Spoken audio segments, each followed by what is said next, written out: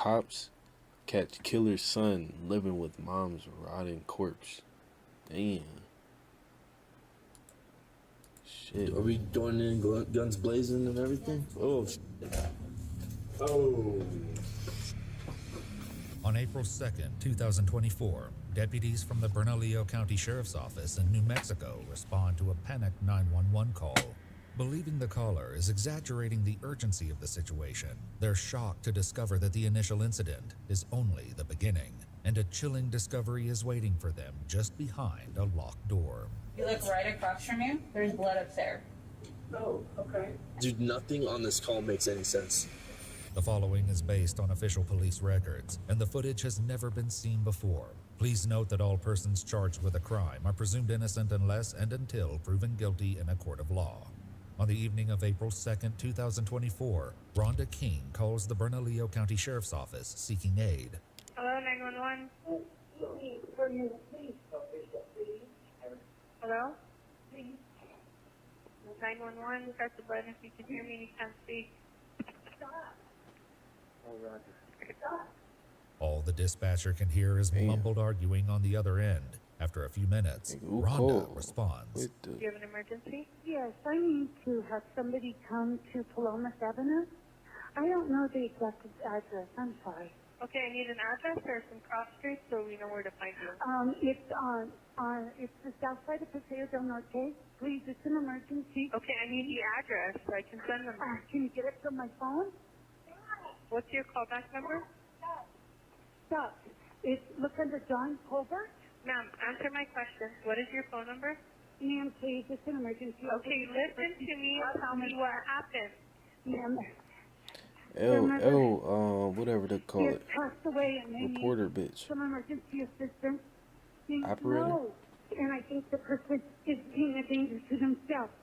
And I'm trying to stop them, but I can't. Rhonda identifies the other person in the home with her as 59-year-old James Colbert, her friend. Listen to what the questions I'm asking you. What is he doing that you keep saying stop? He's trying to get to the room where the guns are, ma'am, and I locked the can door. hear her. She's going through something in the background. We've been like wrestling over the keys. Please, no, stop. Listen to her. Stop. Stop. Stop. You're my key. Ow. Ow. I hit my head against the wall when we were struggling. Eventually, the dispatcher uses Rhonda's phone in order to locate her, and as the 911 call continues, deputies from the Bernalillo County Sheriff's Office urgently make their way to the residence. James, stop. Stop, they're here. James, they're here. Sheriff's Office!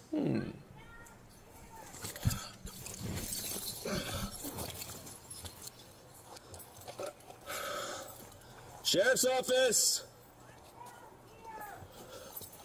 Alright. Down. They're down here. What is it? They're down here by people. Alright, you come out here to us. I'm not armed. Nobody's armed. Nobody's harmed. Right here. Where are you? I think he's in shock. His mother passed away. And he's the sole caregiver, and I just think he's in shock. Okay. He killed him? James, it's okay, man. Hey. You're gonna be okay. Okay. All right. Do you have weapons on you? No. Is it okay if I check real quick? Sure. Let's go. Turn around for me. Guns in that room. No, there's not. No, please don't. No, I'm not putting you in trouble. No, this is just to make sure there's no weapons. There's a mental health issue here. Yeah, no, we know, ma'am. I'm just gonna check you right here, all right? Please don't hurt me. I'm not hurting you, James. I just want to make sure you don't have pocket knives or These are anything, my right? keys. Your keys? Okay, here. Okay. These are the keys that I have. Yeah. All right. So, James. Uh-huh. So can I talk to you outside, brother? Yes, can you do one thing, though? Yes, sir. This door cannot be locked. Can we open that door, please? Why? Do we need to open it right now? Yes, because the heating stuff doesn't work if it's locked. Okay. I will be sure to unlock it. I will unlock it here in a second. I will unlock it here before we leave, all right? As some of the deputies attempt to speak with James, a task that will prove easier said than done, another breaks off to talk with Rhonda. Can you come talk to me in here? James and I have been friends for 40 years. Good friends. His mom has been ill, has had Parkinson's. He's taking care of her. And We're inside making contact now. And I would just, it doesn't matter what's in there, believe me. Listen to me. I know. I don't know where you're going. So we're gonna take care of it. But I need you to relax and talk to me, okay? What is he doing that's making you feel like that he wants to hurt himself? Because he told me he did. Okay, what did he say exactly? He just said that there was no reason to live anymore. And that he just felt it was best just, you know, I don't know if he said specifically kill himself. But he said there was no more reason for him to live. Rhonda clarifies that the residence doesn't belong to James, but to his father, who has passed away. She also states that the reason she believes there are firearms in the house is because it had been broken into a few months earlier, and the police report James filed stated that some of the firearms were stolen. While this may at first appear to be a routine welfare check, the deputies will soon uncover that nothing is quite as it seems, and a dark secret is lurking just under the surface. So James, what's going on today, man? We got called out here because I am sorry to hear that there was a death in the family, and that is what I understand happened today. Yesterday. And yesterday, okay. And this has obviously been very rough for you. Absolutely. And so we were called out here because somebody said you were maybe thinking about hurting yourself. Rhonda did. And is that is that something you were thinking of? No. So what's going on today? What was the argument about today? Just that what's happened with my mom and that kind of stuff. Okay. So she's under the impression you're trying to grab a gun and to shoot yourself. She thinks I would have killed myself in that room. Okay. But Not my intent. You're not intending to do that. No, Why no. would she think that? She just does. I don't know why. Okay. Can we have medical come check you out, man? Just because. Sure. I mean, you got some scrapes and things like that. 360. So it's 10-4 for Bro's blood on her stuff. Is this what is on your shirt? That's a little bit of blood. Yeah, from your lip or something. something. Yes. What happened to your lip? Just cut. Okay. Just And a little bit on your nose too, the bridge of your nose. Okay. With blood on his shirt and cuts to his face, it's determined that James needs medical attention. However, he has something he believes is far more urgent on his mind. But sir, had broken into. They stole music equipment. They stole all kinds of stuff out of my parents' house. I need to lock it. We're gonna walk out to medical first. I want to secure the door, please. We can secure it right now. Is she leaving? She can come out.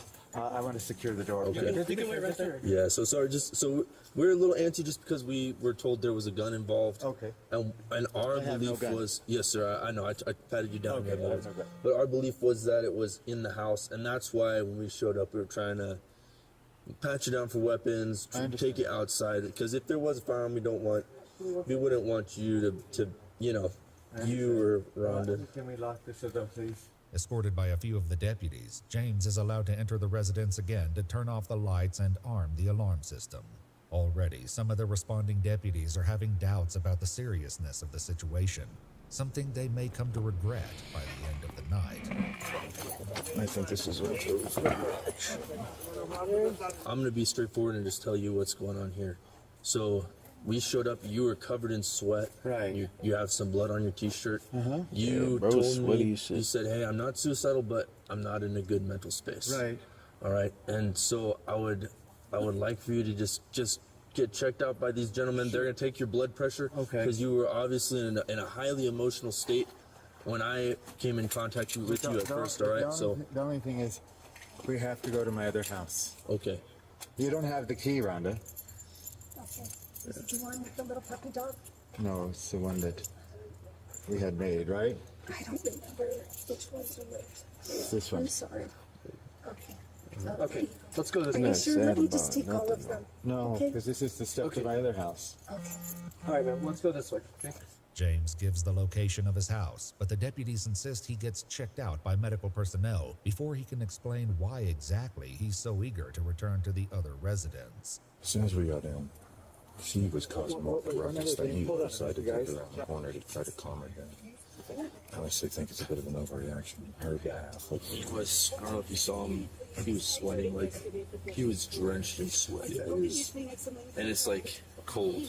So he's just absolutely drenched in sweat. He's being very calm, like extremely monotone, but extremely calm. So I was like, well, why would she think you're suicidal? She's like, I don't know. He said, I don't know. My mom just passed away. I was the caretaker for my mom. With mounting apprehension about the validity of Rhonda's concerns, one of the deputies speaks with her directly. Okay, so I know my partner was talking to you, but just if you could just give me a brief, just a rundown of what's going on. James's mother, well, James has been basically the sole caretaker of his mother the last few years since his dad died. Okay. She has Parkinson's disease, and she's been ill, and James has been ill himself, like medically, and I think a lot of it's, was stress related. Earlier that day, Rhonda had called and texted James multiple times without receiving an answer. I thought, well, I'll call his mom because, I'll talk to her if I don't get him or whatnot. And she didn't answer. James's mother is 83-year-old Marion Colbert. Eventually, James returned Rhonda's call and told her he was at his dad's house. So basically, we were talking and he said his mom passed yesterday. And I said, well, we need to call 911, James. Let's go over to the house. And he was adamant that no, we needed to come here and watch. We need to go in here. And I was afraid to let him go by himself because I was afraid that he would go in and he might hurt himself. It was around this point that she called 911. I see you've got a little bit of a cut on your head. Yeah. Did he hit you? No. Okay. When I was trying to keep him from going into the door, the wall there. Okay. Can you move your hair a little bit? I just want to make sure. Yeah. Okay, because we have medical here. So. Oh yeah. Yeah. We're gonna have medical take a look at you as well. Okay. Shit. And trying to hold him, and he was pushing to get around me. And when I did, I hit the edge of the wall. Okay. I'm gonna put some gauze around there, okay? Okay. Oh, you're gonna wrap it? Yeah. Oh, are you serious? I have to stabilize that gauze. Oh no! Really? Okay. All right. As Rhonda's injuries are being addressed, some of the deputies share their thoughts on the situation. I think she's overreacting, and then I think this dude's just sad and kind of done with. I guess his mom died, but he never made any statements to her that he was going to kill himself. No, he's had a break-in, so it's reasonable for him to be paranoid. That's why he's super paranoid about everything about here, is because it's been broken into, and that's like a violation of like personal, like intimate space.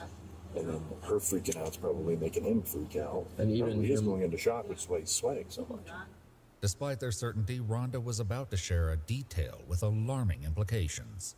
I want you to go home. That way he can go home.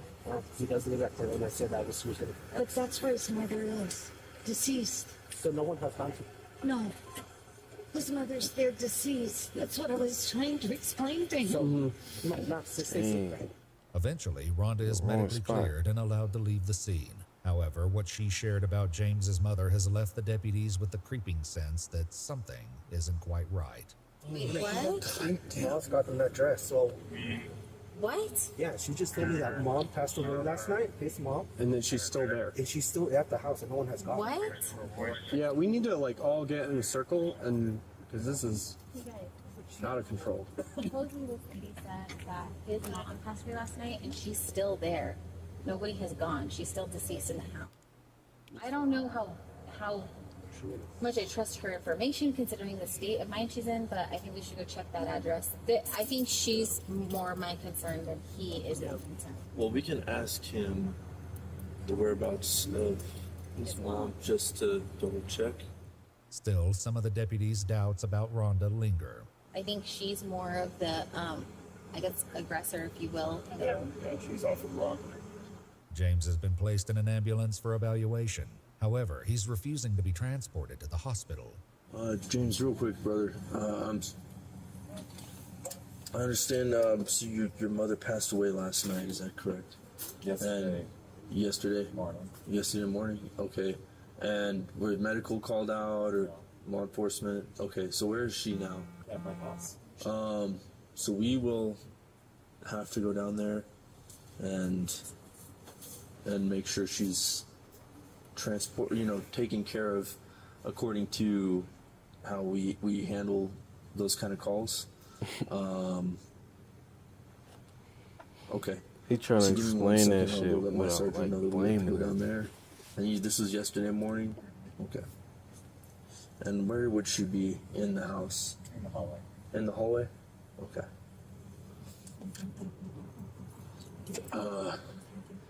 He's saying his mom passed away in his house, in the hallway in his house yesterday morning. and she's still there in the corner. And he never called EMS or 911. We need to go there. Me, you, and us three go. Okay. This is nuts. So your mom dies. Why would you not call him? In the hallway. That's another thing is, people don't die in the hallway, dude. Old people don't die in the hallway. You die in bed. They die in bed or in the bathroom, not in the hallway. And then he's in shock, and then he didn't call us. The first thing you think would happen, you'd call somebody. You're like, hey, my mom just died. So your mom dies, dude. You've been taking care of her for the last 20 years. What's your reaction gonna be, dude? Are you gonna be like, oh, damn, mom died in the hallway. Let me leave her there for over 24 hours and go run errands and go to her house and start rummaging through stuff.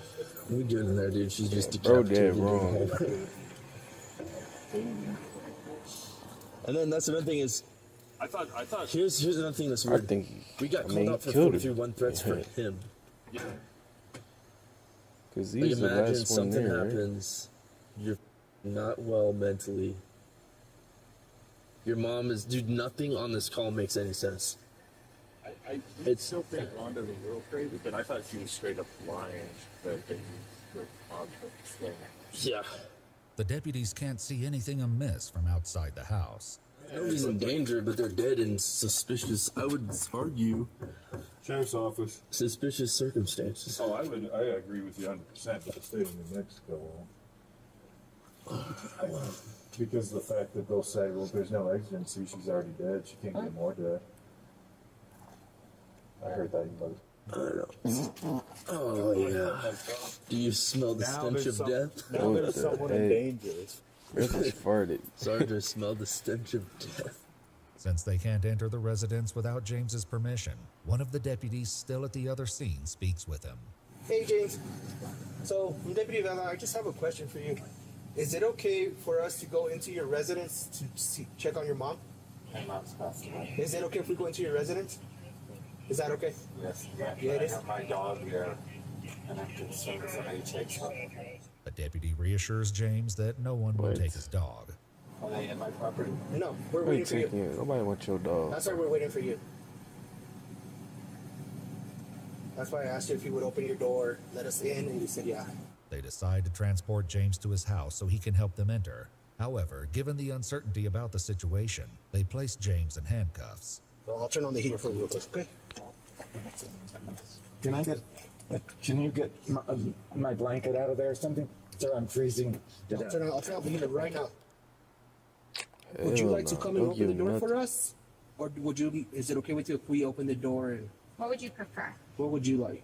Well, the first thing is we need the dog taken somewhere. We'll bring the dog out. Right. But would you prefer that we open the door, or did you want to open the door? Because this is your home, and this is per your request to check on your mom. Yeah, as I said, my mom is deceased. Right. And like we talked about, that you'd like for us to check on her, correct? Check on the situation? Sure. Okay, did you want us to open the door? Still unaware of the horror that unfolded inside the home, they take the key from him. Turn it on. Let's make announcements. Sheriff's Department, anyone inside, make yourself known now. What's up, puppers? Are we going in guns blazing and everything? Oh. Oh.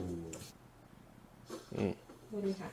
We have a DB, obvious 10-7, blood on the walker, on her lacerations to her legs, possibly head. Let's just clear the house, make sure no one else is Okay. here. I'm gonna take this way. Okay. Well, I think our suspicions may have been confirmed. This does not look like a natural death. No, I would say this is not. I'm just gonna clear this real quick. There's blood. This is gonna be part of the crime scene. So we got blood right there in the next to the shower or the tub. Yeah, this is not good.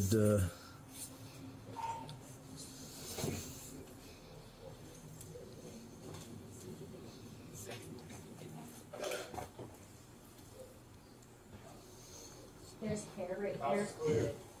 Okay. I think this is probably her. Yeah, let's secure. Yeah, let's secure the house. We'll call for animal control to secure the dog. Just don't step on that Yeah, right there. don't Right? step on anything. Following their gruesome discovery, the deputies search James and confiscate his phone. With unsettling calm, James makes an inquiry. Did you all take the dog outside? We have not taken the dog outside just yet. Hold on. I don't want to put him in a combat. Everyone's on dispatch, bro. We're gonna be having animal control probably come. She was trying to argue with He's not gonna pick up the dog. with Rhonda. Probably not right now. Whatever her name is. A lot of weird going on with this one. I don't know if it's just because the body's deteriorating, but her state of undress, the way she's positioned, like none of that makes any sense. Right. And it could be that I'm wrong, but it doesn't seem natural. And I didn't look at the body too much. We'll let CSI handle that. Something's off about this one, bro. James is swiftly transported to the sheriff's office for questioning. So we'll take off your cuffs, okay? Okay. So you do your hands real quick. You're not gonna get all crazy with me, huh? Put it on top of your head, alright? What? Stay there. Deputies remaining at the scene secure the rest of the property, wary about what other horrors they may stumble upon. If we find Dad in here, I'm gonna be pissed. It's getting weirder and weirder the longer we're here. I just wondered, like, what his plan was. I don't know. I think the shoulder on accident, maybe. Panicked, didn't know what to do. Decided he was just gonna kill himself. Yeah.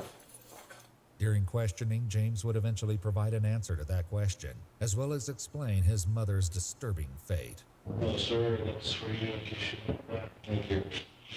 So, I wanted to talk to you today about your mom, just because your dad was treated as into investigation. Of course, until they prove otherwise, you know? It's just part of the process. The detective reads James's Miranda rights and he agrees to speak. James, can you help me understand why you're here? It's a lot of time. So, can you tell me more about it? She's been living with me for the last 5 years or so, and we've been having some conflict of late. Just disagreement or conflict, and she said she sometimes makes some derogatory statements to me, like the dog wasn't fed sufficiently. That's why she doesn't have enough weight, and it killed the dog. That's an example. Though James appears less than enthused over the prospect of discussing what happened between him and his 83-year-old mother, Marion, the detective next asks the question likely on everyone's mind. How come you didn't did shock about what had happened? I was thinking I should just kill myself. It seems that despite the deputy's certainty that Rhonda had been overreacting when she called 911, her fears had been justified. Still, a question remained. How exactly had Marion passed? She had fallen off of a chair, that chair that she's on now, and so I put her back on the chair. Despite this claim, Marion's injuries couldn't have been caused by a fall. James states that it was around 11 a.m. on the 1st, over 2 days earlier, when he realized his mother had died as she sat in her walker in the hallway. He admits to leaving her sitting in that chair for around 15 hours before he noticed that she had passed. Instead of calling 911, James carried on with his day, heading to work and even sleeping in the house with his mother's corpse. He only told someone about Marion's passing when Rhonda met him at his father's house. Some of the deputies discussed the horrific nature of this fact while at the scene. You wake up, get your normal cup of coffee, and then right in the corner of your eyes, mom's bloated, decaying corpse in the hallway. What do you think the dog thinks? The dog's like, please stop looking at me. Already there was growing doubt about James's claim that his mother died as a result of a fall, as some of the deputies still at the crime scene speculated. That's a little bit weird, dude. I think what happened was they had an argument, he killed her, kind of went crazy. Went back to her house for some reason. Maybe he was suicidal. Definitely had an argument for sure. Dude, this it's like wow, bro. More than an argument. This girl was straight up murdered. She looks like she got the beat out of her, and she's in her walker. Not in a walking position. She's like seated down in her walker, leaning back, like naked except for a diaper. Huge lacerations all over her legs, arms, face. Blood spatter on the walls, on the floor. I'm gonna assume, yeah, like this is a homicide. How are you? Well, I looked into the face of straight evil today, it feels like. This guy's an actual psychopath. Following Marion's death, the rest of her family had to be informed about the tragedy. Hi, Sergeant Nace. I am Lisa Colbert, and your officers were here at my home a few hours ago. Yes, ma'am. And, you know, we have a horrible, horrible situation. Absolutely. I'm very sorry for your loss. We're blown away. My husband is in a huge proposal meeting with the government today. He doesn't even know this yet. Lisa eventually told her husband, John Colbert, James's brother, about his mother's death, and the two came down to the station to speak with detectives. What they shared added a haunting layer to the already disturbing story. I'll tell you what, I'm gonna sit right here. That was good. They discuss Marion, sharing that after she moved in with James so he could care for her, they rarely saw her and only occasionally spoke on the phone. During one conversation a year prior to her death, Marion told them that she feared James may attempt to take his own life. She was so worried, in fact, that Lisa called 911. My mother-in-law called. She's 82 years old. She sounds very distraught. She called about 20 minutes ago. She's very worried about her other son, whom she lives with. She's unable to physically navigate the home. He went to feed the dogs at 5 o'clock p.m., and he hasn't come back. And he's not answering his phone. She thinks something's happened to her son, to my brother-in-law. Okay, so what's your mother-in-law's name? Oh, sir, we have my brother-in-law. Hold on. Is he okay? John! My brother-in-law just answered the phone. Oh my God, this is... Okay, what's her name, your mother-in-law? Marion Colbert. How old is she? 82. Okay, I think she's having an episode of some sort. I think he's okay. He's okay. My husband just talked to his brother. She's having some sort of episode. Once Lisa and John got in contact with him, James also called 911 to clarify the incident. Well, so my mom was trying to get a hold of me, and I had fallen asleep with the ringer off. So she called my sister-in-law, Lisa Colbert, who my understanding called 911 to make a wellness visit. I'm fine. Okay, there's not a problem if you could put that in the record. I will make sure and let them know. Thank you. All right, bye-bye. Would you say she was scared? Oh, terrified. Okay. And she believed he was going to do it. You know how he is. He'll get mad at me. He'll yell at me. But in the last few years, 3, don't get mad at me if I hang up. Honey, if James comes in, I have to go. And I'm like, why can't you talk to me? You know, what the heck? Yeah. I said, we have to say we're somehow going to try to help James. We got to do something to help this lady. We knew he would decline. We knew he would be, like always, no. You know, hang up on you, rudely. No, I'm good. I don't need anything. I'll let you know. No, bye. Just shut you down.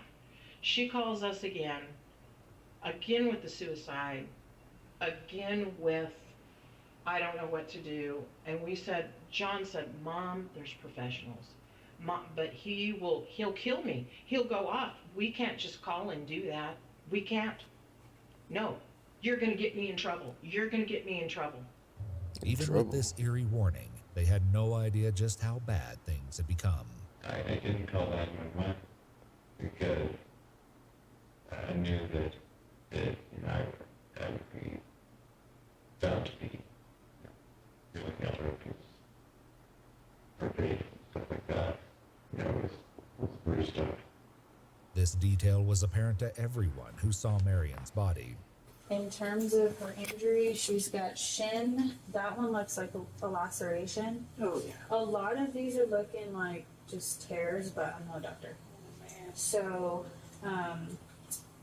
left shin, right shin, her kneecaps, That tear,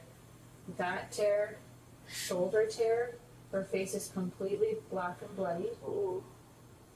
Skin tear to her neck. Damn. So you know about her face, where did she looks? 6 marks on her face. But, you know, how did she get this? From her, from you. From what part of your body? My hand. And what matter? Like that. So you can open arm slap. Her skin, because That's of cap. the working, it's very, very, very brittle, softer. That's the medication for level. Okay. So her skin is very soft because of that. And if you literally just touch her arm or her hand or something, it can make skin come off.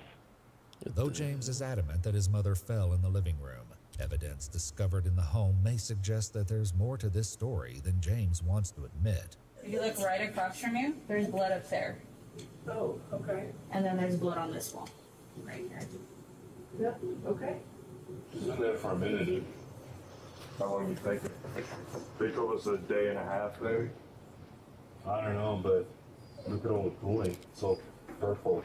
Yeah. Dude, that right there is crazy. Yeah, there's a bunch of here, there's a bunch of blood, and it goes around this hallway, and I didn't go through here, but Nas said that there's more blood back there as well. Like, everything's all packed up. It looked like he was getting ready to, like, jump ship. There's blood here. Blood there and there. You trying to And leave. there. Like he's trying to leave. Mm-hmm. Look at her, like, tendons are showing, like, right here. Mm-hmm. So sorry what's happened. James's brother John and his wife Lisa also discussed the lacerations when speaking with the detective. And then he decided to stab her and do the No. lacerations. No, so I don't know if the coroner told you about that. The lacerations one that I was referring to on her shins. No. So that's what they told me is something called tissue bridging that comes from blunt force trauma. Mm-hmm. No, you could see her tendons. That too, they were not able to tell me exactly how that happened because some of the skin was very brittle because of the age and because she was there for a couple of days. Right. Though James has provided some answers, a few questions remain, namely, if he would admit to any role in his mother's death. How come it affected you so strong? And that's the leading question you're asking, but I think you know how to answer it. I feel accountable for what's happening. I'm not leading anything on, I'm just asking why it's so upsetting to you. Because of why you were being physical, correct? When she was saying pretty hurtful things to you, upset. They pushed her out of the chair? No. Not what happened. Pushed her out of the chair. With this less than satisfactory answer, the detective leaves James alone. While he's been unwavering in his story that he didn't kill his mother, and she died as a result of falling, John and Lisa share an alternate version of events. According to them, Rhonda allegedly told them that James initially made a concerning statement. He admitted it to her. He admitted what to her? That he killed his mom. How did he admit it to her? He said, I hurt my mom. Okay, he said it to her. He said it to her. And she said, he then, I'm sorry, babe. It's unclear whether or not this claim is true, but regardless, the detective returns to James's interrogation room in order to gather final evidence. Morning. My name is Detective Walker. I'm with CSI. So what I'm going to do is take some photos of you and then collect some evidence from you, okay? Okay. Do you mind standing at that wall for me? Sure. All right. I've got to collect your clothing, so if you don't mind disrobing for me, okay? Everything except your underwear. And then I'll give you this. Okay. Bust enough from there? Sure.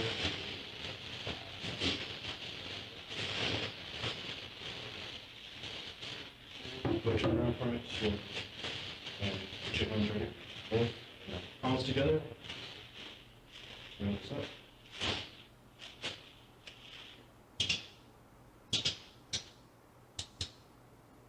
So you are going to get arrested tonight, and we'll put a copy of your arrest warrant in the property so we can take a look at everything. John and Lisa had a final comment regarding Marion and James. She was a sweet little lady. She didn't deserve this. He's more of a He monster than I can't expected. walk on this. Holy crap, he is He a can't walk liar. on this. He's lied forever. James Colbert eventually pled no contest to murder in the second degree and failure to report a violent death. He was sentenced to 9 years in the New Mexico Department of Corrections. If you'd like to see select new videos early and help us keep uncovering case files that rarely come to light, you'll find extra footage and unseen details on our Patreon. Channel memberships here on YouTube Hopefully also you get more include than early that. access to select new videos. Bitch ass nigga.